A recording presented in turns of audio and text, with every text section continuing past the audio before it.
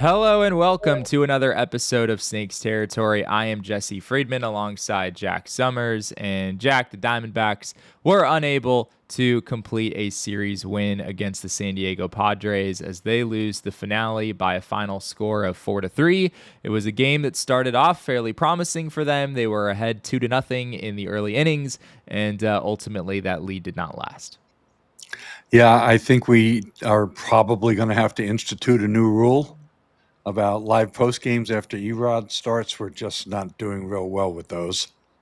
Yeah, I mean, and again, it totally could be our fault. Maybe we're the reasons that Erod has not had a great season because we're constantly doing these post-game shows after his outings in particular. So totally could be on us. But yeah, maybe not a bad idea there, Jack. We're going to get into all of the storylines with tonight's game, as well as some takeaways from the series. Look ahead to the Angels series as well. A whole lot to get to in this episode. Before we get into that, though, we do want to tell you all about this fun platform called ChatBCC, where you can hop on and join the conversation with all of us hosts here at the Foul Territory Network, not just me and Jack, but the guys on the national show, as well as all of the other shows around the network as well. And right now, they have a lovely, great giveaway that is going on in that Chat BCC group chat. If you think you know baseball, prove it in our trivia game for a shot at winning an authentic MLB jersey of your choice worth up to $400. Here's how you can enter. Just sign up at foulterritory.chat, play trivia, crush it, and you might win. They are picking one winner from the top scorers at random, and the deadline is July 13th at 11:59 p.m. Eastern. So get in there, play, win, and brag. A great opportunity for all of you to get in on that. Jack, let's jump into the storylines from this game. I guess we'll start with Eduardo Rodriguez, who was all right for the first couple innings there. He was staying afloat. His pitch count was a little bit high, but then things kind of came to a head there in the fifth inning when he allowed a couple base runners. He walks away with a final line, as you see here on the screen, 4+ innings, 8 hits allowed, 4 runs, 2 walks, 3 strikeouts. Unfortunately, there have been quite a few outings like this in Eduardo's tenure with the Diamondbacks so far. Yeah, it's unfortunate that the 2 home runs, you just leaving balls in the middle of the plate. It's the location issues again. I mean, he's not walking a lot of guys. It's very odd because you look at things like his season-long hard hit rate, and he actually rates very well there. He's in a very high percentile. It's roughly around 35%. But it's like Dr. Jekyll and Mr. Hyde within every outing. There seems to be 4 or 5 or 6 like just center cut pitches that get hammered. And I think he gets away with a lot of center cut pitches that aren't getting hammered. And ultimately, this is just who he is. There's going to be some really good starts. There's going to be some really bad starts. And there's going to be some really good and really bad within starts. It's not what the Diamondbacks paid for or hoped for when they signed him. They were hoping to at least get a league average innings eater as a baseline. And he's not been anywhere near close to that for any sustained period of time. Eduardo, stat that stands out to me from tonight is that Eduardo was just 10 for 22 in first pitch strikes. That's really important for someone like him. I mean, it's important for anyone, but especially someone like Eduardo, who really does rely on command in order to get outs. Getting ahead is really important. When batters are ahead in the count against Eduardo Rodriguez this season, they have a 1109 OPS against him that's entering today. So him throwing strike one is really important. He wasn't able to do that in this game. And it's kind of been a trend for him this season as well, Jack. I didn't notice this. Until today, Eduardo's first pitch strike rate for the season is 58.2%, which is his lowest first pitch strike rate since his rookie season. Last year, it was actually pretty good. I think it was up over 62%. In 2023, it was 64%. League average is 61. So he's several ticks below that, and that was an issue for him again tonight. Yeah, Cam 4 mentions in the chat, not sure how Erod walks Jackson Merrill with how bad he's been lately and having the platoon advantage. And the first walk came home to score. He walked him twice, actually, or once. I'm sorry. He was out of the game in the second walk. So, I mean, yeah, it's just, that shouldn't happen. That can't happen, but unfortunately it did.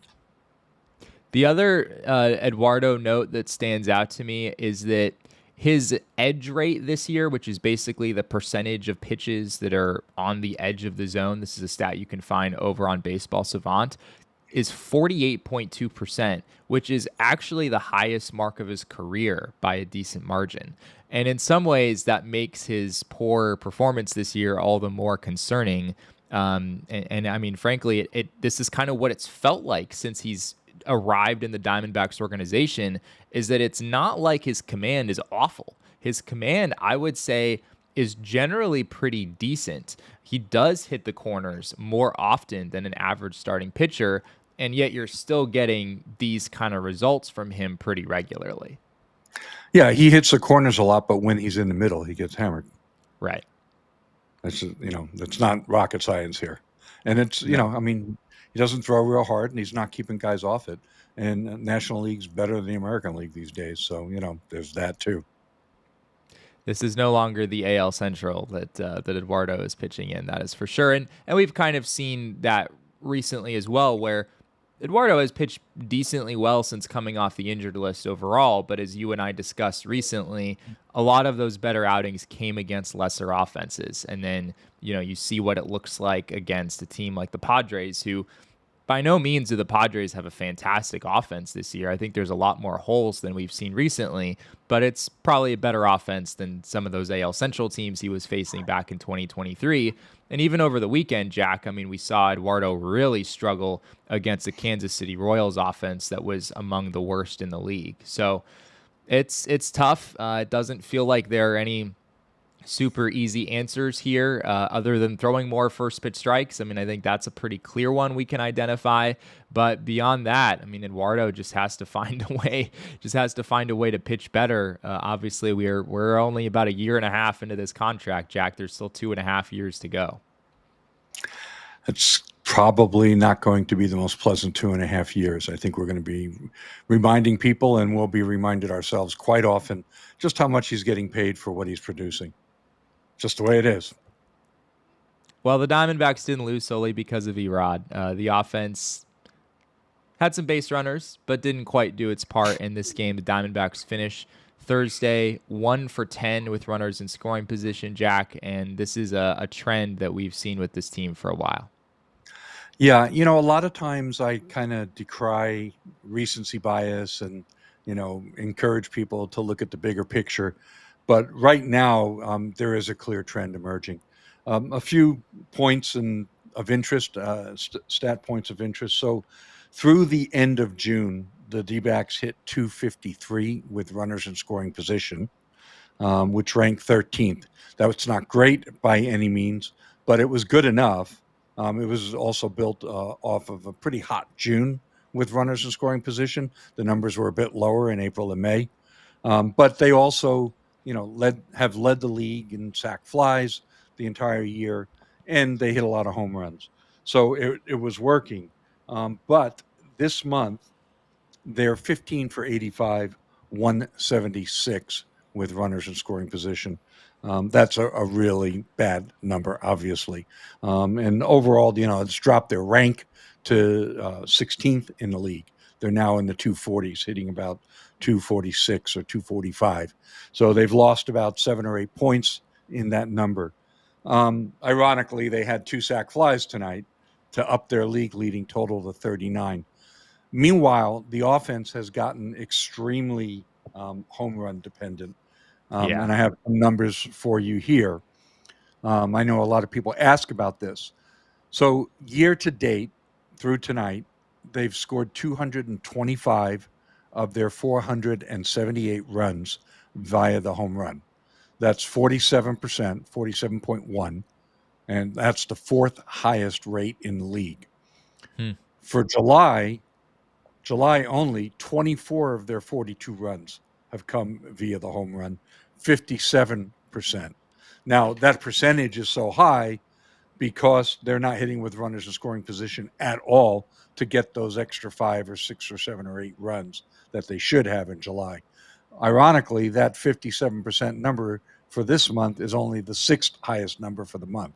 There's 5 other teams that are actually more dependent on the home run so far this month. So, I mean, what you're seeing, your eyes aren't lying to you. The only other point I do want to make, though, is look, the broadcast, and by the way, I have very close friends in the broadcast, and I've talked to them offline about this and kind of debated it back and forth. So, I'm not ripping on these guys, but they do harp on it when the team is having a bad night with runners in scoring position. They're 1 for 9, they're 1 for 10, and it's like it comes out with such a disgusted tone. You don't hear about it at all when they're 2 for 7, 286, or 3 for 9, 333. They just don't even mention it. They only mention it when it's 1 for 9, 2 for 11. It's never, and it's done ad nauseum, and it's never mentioned when it's a decent number. So it's very easy, the combination of most recent, what's going on, plus their refusal to kind of balance out that narrative, to think it's a lot worse than it is. But all that said, since the start of July, it's been bad. It's been really bad. And they have to snap out of it, because this team is not going to get there on the backs of their pitching staff, even if it's improving. I think when they make those comments, they're probably channeling sort of what fans are thinking at home. And I think fans of baseball teams, this is what people do, right? They just assume that anytime you get a runner in scoring position with, 1 out or something, like that runner should score every single time, and that's not necessarily the reality of the situation. But you're right. I think it's a tendency probably around the league to spotlight the moments where you're not getting those big hits. And then when you're getting them all the time, it just kind of goes unnoticed. We have more to get to from this game, as well as some takeaways from this series as a whole. My goodness, Brandon Pfaadt was good yesterday. We're going to talk about that as well. But first, we're going to take a quick break here on Snakes Territory. Hey, let's do a little player spotlight thanks to Arena Club. AJ, give me a player this season that you think is underrated and you might want to try and grab his card. James Wood. I don't know that he's underrated, but Washington Nationals superstar in the making, and the first slab pack I ever opened had him in it. His rookie card, and the value is only going to go up and up and up. And I'm not going to sell it quite yet, Scott. I'm going to hold on to it because after he continues to hit big homers and put up the stats, make all-star teams, it's going to get more expensive for someone to buy for me. This is his first full season in the majors. Keep that in mind. I think he's underrated. He's on a Nationals team that's meh. Not getting enough attention. He might hit 40 homers. When he makes the all-star team this year, they're not going to be underrated. That helps. He's been intentionally walked 4 times in a game. Anyway, if you want to try and find a Wood rookie card, go check out slab packs on Arena Club. And right now you can get 20% off your first slab pack, or if you just want to go with a card purchase, go to Arena Club, trade, collect, go for it. Well, Jack Cam makes a good point in the chat. Kind of have to tip your hat to the San Diego manager, Mike Schildt, for walking Naylor to get to Gino. It worked for them pretty much every time. Jack, we saw that strategy play out 3 times in this series, including twice in the game tonight. And it worked both times. It was the top of the 3rd inning. The Diamondbacks had 2nd and 3rd with 2 outs. Schildt walks Naylor, and then Gino Suarez popped out. And then it happened again in the top of the 7th inning when the Diamondbacks had a runner at 2nd and only 1 out. Josh Naylor intentionally walked, and then Gino Suarez flew out, and Lourdes Gurriel grounded out to end the threat there. This is something that we haven't seen a whole lot of this year, but the Padres, I guess, are seeing something with Gino's at-bats right now, and it is paying off for them.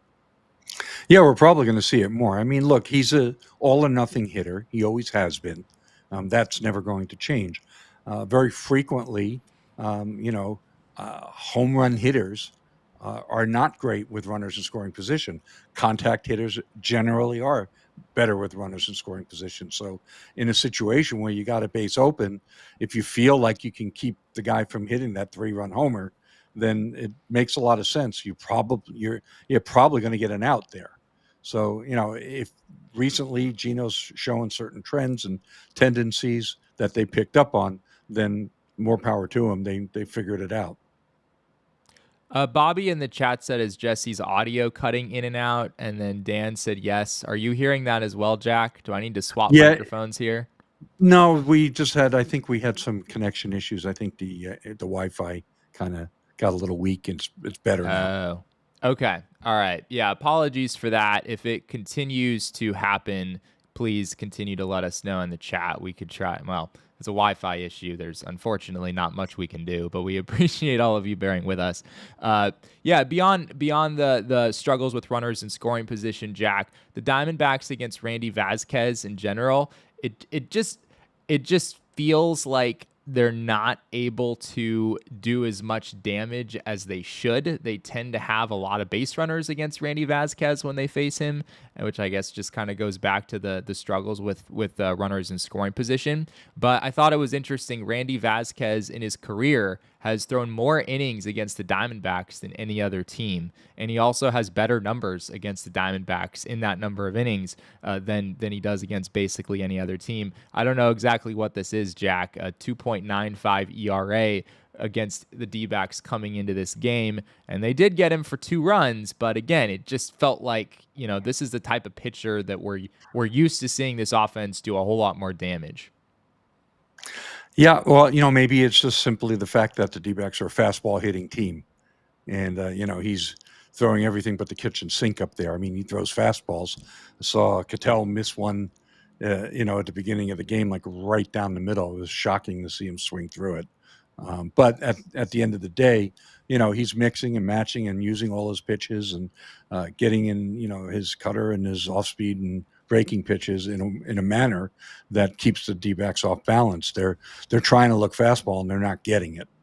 I mean, Corbin Carroll, he struck out on a 82 mile an hour. Well, I wasn't, sorry, wrong pitcher, but I think you get the point. They're a fastball hitting team and they're not getting the fastballs that they want. Riley in the chat said very, very off topic, but Juan Murillo has a 3.71 ERA and Jake Woodford has a 3.00 ERA after this game. The bullpen was not an issue this series, which is a plus. And I guess that's true, Jack. I mean, the Diamondbacks, they didn't lose the Merrill Kelly game because of the bullpen, right? They just couldn't score a run that game. And then here tonight, I mean, it wasn't real pretty, but Jake Woodford did manage to put up 3 zeros. Juan Murillo allowed his inherited runner to score, which you don't love to see, but he was able to put up a 0 after that. So I guess you kind of like to see a series where the bullpen didn't really cost the Diamondbacks at all. Yeah, I mean, with Jake Woodford, we're just going to kind of go like this with the peripherals, right? But we'll take the innings, right? I mean, he set the team up to be able to just throw everybody at it over the weekend against the Angels, at least, and he got the 3 zeros and gave the offense a chance to come in. They pitched a lot of scoreless innings most of the innings they pitched were scoreless innings, right? I mean, the bullpen didn't have to work a whole lot before tonight. I think they only threw 5 innings in this series before tonight. So This was the first game that they actually had to go out and get, more than 3 or 6 outs. Well, that's a great transition to some takeaways from the series as a whole. You have to love what you got from the Diamondbacks starting pitching throughout the series, despite what happened with Eduardo today. I mean, Zach Gallen, 6 innings, no earned runs on Monday. Merrill Kelly, 7 innings, 1 earned run on Tuesday. And then Brandon Pfaadt yesterday, Jack. One of the best starts of his career. The first time he's ever recorded an out past the 7th inning. He was able to give the Diamondbacks 8 strong innings with just 2 earned runs allowed. And like you said, made it so that the bullpen basically had no work to do at all. Yeah, I mean, it was really encouraging to see Zach Gallen have 2 great starts in a row. Of course, that's number one. I mean, regardless of what happens going forward, whether they keep him, they stay in the race, or if they need to trade him, all of this is showing, hey, he's still Zach Gallen. It's upping his trade value. Who knows? Maybe they hold on to him and they, end up deciding that I'd rather have Zach Gallen all year and keep that draft pick for the qualifying offer. So a lot of different things can happen. No matter what goes forward, him pitching well is just such a positive sign for the team. Good outing for Merrill. And Brandon Pfaadt, I mean, that was as good as you could possibly ever hope for from him. I mean, he never went into the 8th inning before. Didn't strike out a lot of batters, but it wasn't that parade of hard contact. There was some, but it all worked out pretty well for him. So just terrific stuff. What really stood out to me about Pfaadt yesterday is his cutter, which is a pitch that we've started to see him incorporate gradually. Used it pretty heavily in the game yesterday. I think it was right around 20% usage, and it was effective. This is a newer weapon for Pfaadt, and the chase rate on this pitch was over 50%. So it's probably never going to be something where he's getting a ton of swing and miss. But if he can jam left-handed hitters in on the hands and get them to chase those pitches, that could lead to a lot of soft contact, which is something you really need if you're Brandon Pfaadt. And I like the idea behind this. Cutters are known for being effective against opposite-handed hitters, and obviously that's kind of plagued Brandon Pfaadt for a while, trying to figure out how to get left-handed hitters out. Yeah, I think he joked, well, Merrill throws a cutter and Zach throws a cutter, and Eduardo throws a cutter and Ryan throws a cutter, so I sure throw a cutter too. But in all seriousness, I mean, for sure, if he has a pitch that he can finally use to be effective and get softer contact against lefties, that's a game changer for him. Let's see where it develops, but absolutely something to watch and monitor. Looking at the standings after the end of this series, the Diamondbacks are now 5 games out of that third wild card spot. The Giants, I believe, had today off, so they're in that third wild card spot. The Padres, with the win, are just half a game behind them, and then the Cardinals are a game out. The Reds are 3 games out. The Diamondbacks continue to be in a position where they are ways out, and they also would have to hop over 4 teams in order to actually make the postseason. So, Jack, once again, another situation where they could have made up some ground here against a key opponent, but they come away with just a series split that feels a little underwhelming. Yeah, it just doesn't feel like the team is going to be able to meet Mike Hazen's challenge to, play themselves into a position to turn him into a strong deadline buyer. Doesn't mean he'll be a big seller. He may not. I'm not even going to go there right now. But he's certainly not going to be a big buyer if this team can't get on a roll. Do you have a sense of, I know Mike was asked the other day on the radio, is there a certain win total you have to be at in order for you to buy at the deadline? And unsurprisingly, he said no. I mean, I think it depends more on where you are relative to other teams than just what is your record at that point. But I'm having a hard time trying to nail down in my head, what is the threshold here? If the trade deadline were happening tomorrow and the D-backs were 5 games out and had to jump over 4 teams, my inclination is that would be at least more of a sell scenario than a buy scenario. Maybe you're buying for the future. As we've discussed in the past, you're doing a little bit of both, but you're probably willing to consider a Geno trade, a Zach Gallen trade, a Merrill Kelly trade, and so forth at that point. But I'm curious what you think, Jack. Well, I absolutely feel that if the trade deadline were tomorrow, he's clearly not going to buy. He said pretty clear. It's mostly about, how many teams you have to get over, and how many games out are you, and how many teams you have to get by. He qualified to make sure that he included both of those, and that's clearly the right tact. I mean, if there was only one team in front of you, and you happen to be 3 or 4 games out, and you had a handful of games against that team coming up head to head, just hypothetically, say, for example, they were 3 games behind the Giants or 4 games behind the Giants, but nobody between them, and they still have a number of games left with the Giants, then sure, go for it, right? You can sneak up on them, and you got the opportunity to play them 1-to-1. But as we've been talking about, I mean, even when you win a couple of games in a row, sometimes you don't pick up any ground because you pick up ground on the team you beat, the Padres, but the Giants won, and so you're still the same number of games back.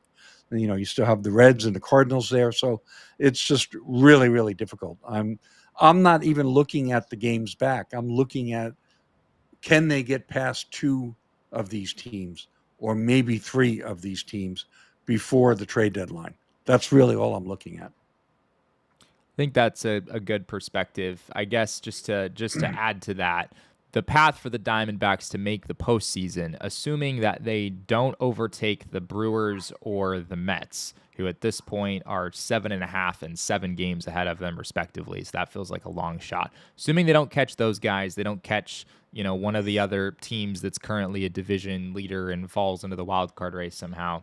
The only way the D-backs can make the playoffs is if they simultaneously make up those 5 games on the Giants and make up 4.5 on the Padres and make up 4 on the Cardinals and make up 2 on the Reds. And for a lot of those, I don't have all the tiebreaker scenarios in front of me, Jack, but I know they would lose a lot of those tiebreakers. So they'd actually have to gain even another game beyond what I just said.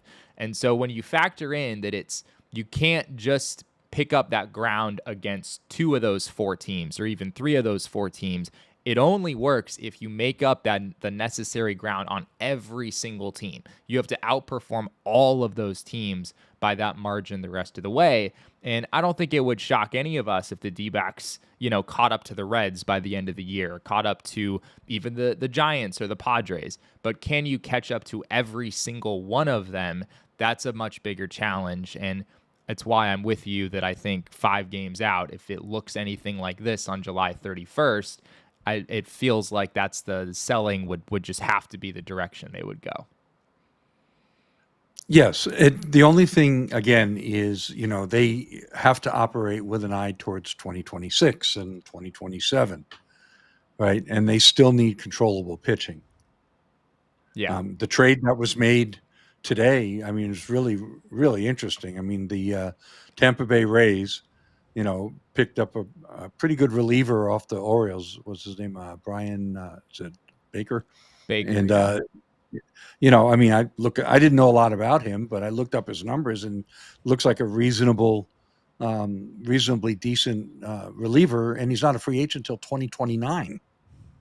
And it cost them compensation pick 37. I mean, the D-backs certainly wouldn't give up their 29 for a player like that. I think you had said to me you felt that a 37 pick is similar to a number 5 ranked prospect. Maybe, I mean, are you give or take. Yeah, I mean, are you willing to give the number 5 or 6 ranked D-backs prospect up for a reliever who's not a closer or a well-known high leverage guy? I don't know. I mean, but he's got decent numbers and he's got 3 years of control. So it was a really interesting move by the Rays today and by the Orioles. I was a little surprised that they're selling guys that have that much control. Yeah, I guess they just really wanted the 37th pick in the draft that's happening here in a few days. Steven in the chat said right now the 3rd wild card spot is projecting at 88 wins. Can the D-backs go 32-24 the rest of the way? Unfortunately, I think the math might be a little off there. I think they'd have to go 42-24 in order to get to 88 wins. And that's another way to put this into perspective here, Jack. I mean, imagining this Diamondbacks team with, that's 66 games to go. I think the math still might be just off by a hair there, but something like that. It's hard to imagine the Diamondbacks going, I think it's 16 games over 500 the rest of the way, given what we've seen so far. Yeah, I mean, you never know, right? I mean, it was hard to imagine them doing that last year when they did it. We never saw that coming, right? Yeah. I mean, if we go back in time and look at all of our own comments, we all should go back, every single one of us, including all our friends in the chat, and go look at what they were saying on Twitter about the D-backs, playoff chances when they were in a very similar spot last year. Probably not giving it a whole lot of, thought that they would ever go on a run like they did. So it can happen. Yeah. I'm not ruling it out, but it's going to be tough. I think, pardon me. Torrey even sounded a little skeptical himself about the team's ability to do that. I mean, or maybe it was Hazen, I don't know. But clearly with this number of injuries, and now you're getting into your 2nd and 3rd layer of depth, it's pretty hard. One thing that Mike said was even if he was buying at the trade deadline, he's not going to be able to transform the roster. Yeah. Add a couple of guys, plug a hole here or there. The trade deadline isn't coming to the rescue by any means. Just imagining like David Bednar on this team right now, as happy as a lot of people would be about that. Like, how good is this D-backs bullpen with David Bednar in it? Is it league average? Is it better than league average? I think it's probably still below league average. Maybe I'd have to look a little closer at that. But if you had one guy who's really good, but then you have, couple guys around average or whatever, and then 5 who are below. The full body of work there, you're not expecting to be great.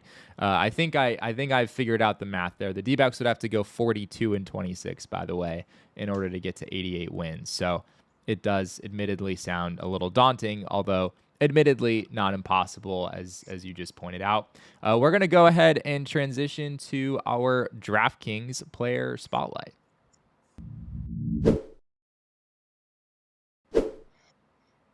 Well, Jack, the narratives have already begun about how James McCann stepped in the middle of the year and saved the Diamondbacks season, although we're a little far away from that actually happening. But it has been encouraging what McCann has been able to bring to this team, not only offensively, but also the way he's handled the Diamondbacks pitching staff.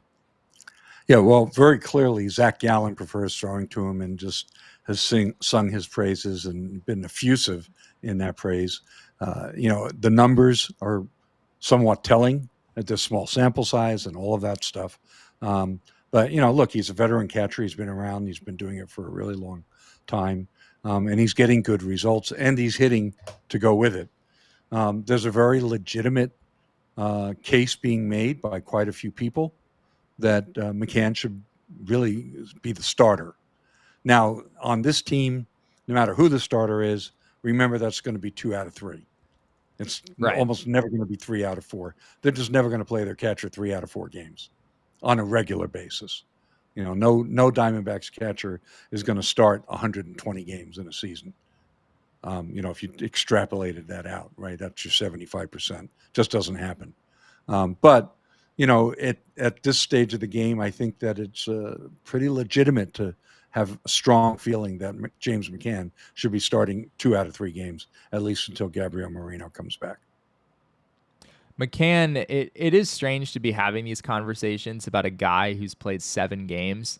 Like, I feel like it's not normal for somebody to put up good numbers in 7 games, and you're already talking about like, oh, that player clearly needs to be the starter and overtake the person who is there. It's such a small sample, but given the fact that it's both offense and the way he's handling the pitching staff, where you've noticed a significant jump on both sides, right? I mean, he has a 1269 OPS. I don't think it's all smoke and mirrors. I mean, that home run that he hit in this series was over 110 miles an hour off the bat. I mean, that was smoked on a high fastball from Dylan Cease, which is not easy to do.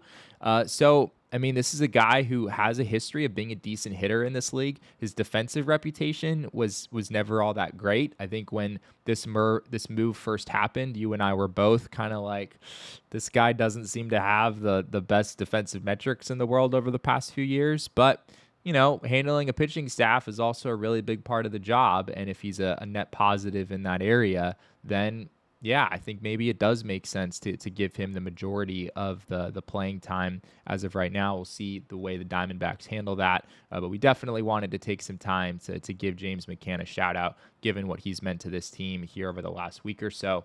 With that, Jack, I know you have a pick that people can take advantage of here over on the DraftKings Sportsbook app. What do you got? Well, I was looking over the Home Run Derby, 8 contestants. And I decided that if I was making a pick, it would be James Wood to win the Home Run Derby at plus 700. I think he's a good pick because he leads all of Major League Baseball in home run per fly ball percentage, 32.9%, better even than Aaron Judge. I was looking for something to pick other than random, I like this guy. And we've seen him play, and I really can, he's young and he's strong. So, his stamina is an issue when you get into the later rounds with the Home Run Derby. So there's that too. So a young, strong guy that launches a lot of his home runs, a high percentage of his fly balls for home runs. I'll go with him. It's a good payoff at plus 700. Plus 700 for James Wood. There you go. I think it's a decent pick. I feel like the Home Run Derby is one of the hardest things to really nail down or predict. It kind of feels like guessing every year. I don't think I've ever correctly predicted who was going to win the thing, but James Wood is a very large man. He is 6'7", and you feel like that has to work in his favor in an event like that obviously tests your endurance. So good pick there, plus 700. You can take advantage of that over on the DraftKings Sportsbook app. Download the DraftKings Sportsbook app and use code FOUL. That's code FOUL for new customers to get $150 in bonus bets instantly when you bet just $5. Only on DraftKings. The crown is yours. Gambling problem? Call 1-800-GAMBLER. In New York, call 877-8-HOPE-NY or text HOPE-NY at 467-369. In Connecticut, help is available for problem gambling. Call 888-789-7777 or visit ccpg.org. Please play responsibly on behalf of Boot Hill Casino and Resort in Kansas. 21 and over. Age and eligibility varies by jurisdiction. Void in Ontario. Bonus bets expire 7 days after issuance. For additional terms and responsible gaming resources, see dkng.co/audio. Can I just circle back to the McCann debates, because I'm loving the comments and the debate going on in the chat. So one thing I've been talking about on Twitter a little bit was people were asking me, hey, when Moreno comes back, then you should just DFA Herrera because he doesn't have options, and keep McCann. Right. And my response was, they have time to worry about that one. And it was like, yeah, but when it happens, you got it. And I'm like, wait, they got time to worry about that one. Time takes care of this kind of stuff. But the point is very valid. Neither one of them have options, right? Neither one of them can be sent to AAA without being DFA'd and clearing waivers to be outrighted. So, there's that issue. And as Riley points out, Herrera has 3 years of control, whereas McCann's a free agent. So there's a lot of decisions there to be made. I don't think Gabby's coming back before the end of July, based on the fact that Torrey said that he still had the fracture in his finger. So that probably still needs at least another 2 weeks to heal. And then that gets you to July 24th. And then he needs some time to play and get ready. And that's going to be at least a week to 10 days.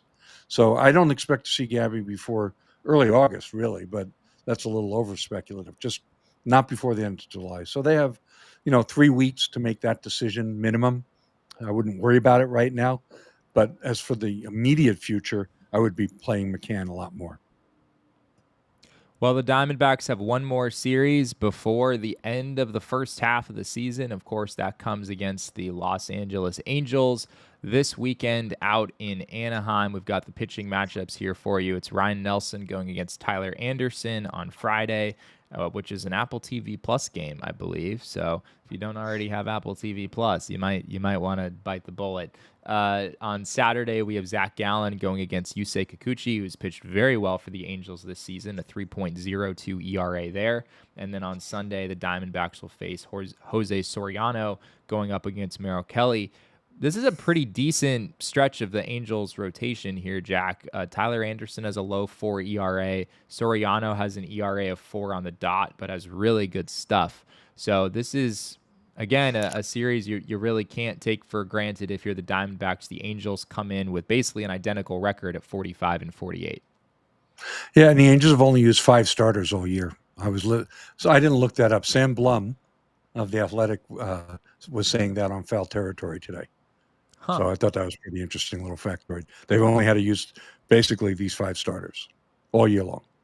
Wow, what a crazy concept! The Diamondbacks cannot relate to that at all from what we've seen the past couple years. But yeah, the Angels are 4 games out in the AL wildcard picture, so really they're in a pretty similar situation to the Diamondbacks. We know that Artie Moreno does not love to sell at the trade deadline; he likes to go for it. So Angels are in a similar situation where they're trying to figure out what they're going to do here in the next few weeks, and it'll be interesting to see.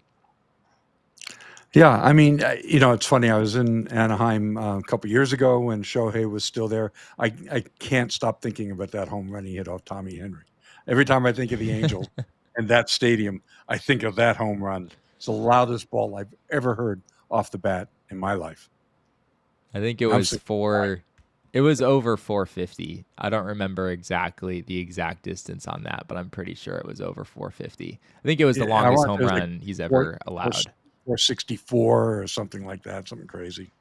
Yeah, it might have been. Left on left makes it all the more impressive.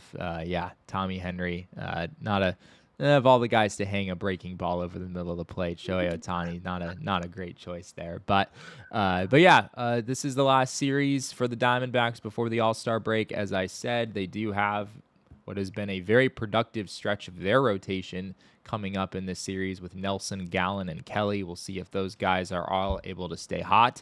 And we say thank you to all of you for being with us here in this late night Thursday edition of Snakes Territory. We very much enjoyed all of the comments flying through. Steven says 493 feet. Wow. Thank you. That's crazy. I didn't remember it being that far. That is really something. But yes, hopefully nothing like that happens this weekend for the Diamondbacks for their own benefit. That would be tough. But thank you to all of you for being with us here. We really appreciate it. If you haven't already, be sure to like this video on your way out. Drop a comment if you're joining us after the fact, and subscribe to our channel here on YouTube. All of those things help us out tremendously. If you're joining us on the audio side, it also helps us out a lot if you leave a rating and review wherever you get your podcasts, whether on Spotify or Apple Podcasts or any of those things. Very much appreciate that. Of course, you can find us on social media. I am at Jesse N. Friedman. Jack is at ShoeWizard59, and our show is at Snakes Territory over on X. You can find Jack's work covering the Diamondbacks over at si.com/MLB/Diamondbacks. So be sure to check that out. That is crazy. Everyone is now verifying that that home run was 493 feet. I did not remember that. George says, when's the next show? Which is a great question. We appreciate you asking.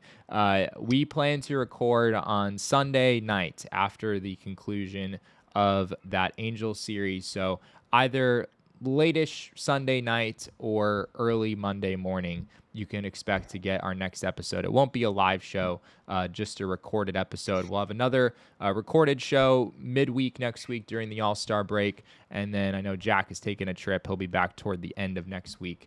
We'll probably get another show in on, I don't know, Thursday or Friday, something like that. We'll try to do our best to keep you all posted over on social media. Jack, anything else before we say goodbye here? Don't forget to hit the Snakes Territory shop. Hopefully the next time you guys see me, I might even have my T-shirt. Yeah, there we go. That's a good shout out. Yeah, snakesterritoryshop.com. We do have merch. There's T-shirts and hoodies and coffee mugs and notebooks and duffel bags. Basically everything you could possibly think of.